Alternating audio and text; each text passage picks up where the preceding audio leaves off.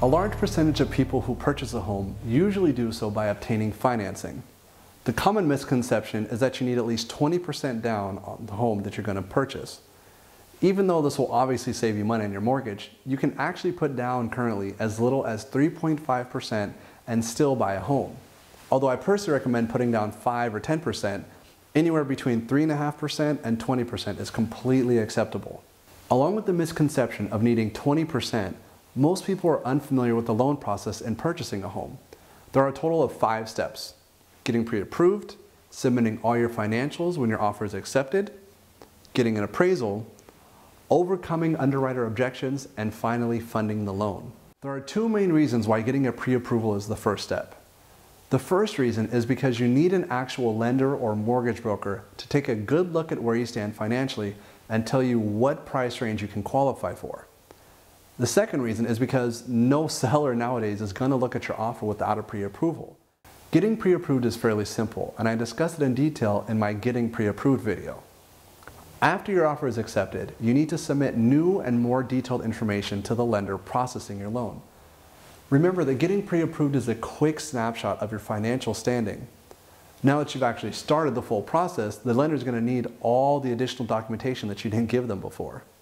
Along with qualifying personally for a loan, the property has to qualify as well. An appraiser is the third-party individual who acts like the bank's eyes and ears. The appraiser will look at the property that you're buying and determine the value using other local and similar properties as a guideline. For example, if your offer on a property is $400,000 and you plan on getting a loan for $360,000, then the appraised value of the property must still be at least $400,000. In other words, you can't overbid on a property and try to get a loan for it. The bank uses the appraiser to make sure that the house you're buying is worth what you're about to pay for it. After the lender has all the documentation that they need, including the appraisal, they will submit a full package to the bank that will be approving your loan. The person who takes a look at your file with a microscope is called an underwriter. Their whole objective is to nitpick and find any reason why you shouldn't be given the loan from their bank. It is an extremely common practice once the underwriter looks at your file to ask for more financial paperwork, updated statements, and even sometimes ridiculous explanations. I once had a high-income client with great credit have to write an explanation as to what happened with a $2,000 deposit. It was actually transferred from one account to a different account, and the underwriter just didn't catch it. Nonetheless, my client still had to explain it in writing. Once the underwriter has been completely satisfied, you'll be asked to sign a huge stack of loan documents.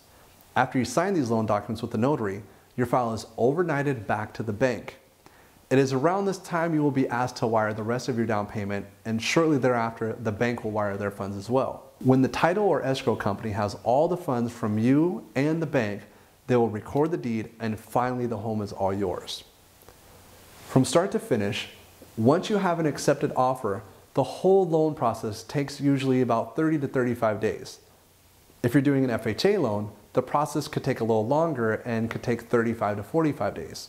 I discussed the differences in an FHA loan versus a conventional loan in my FHA loans video.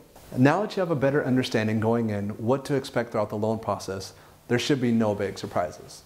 Now that's good to know.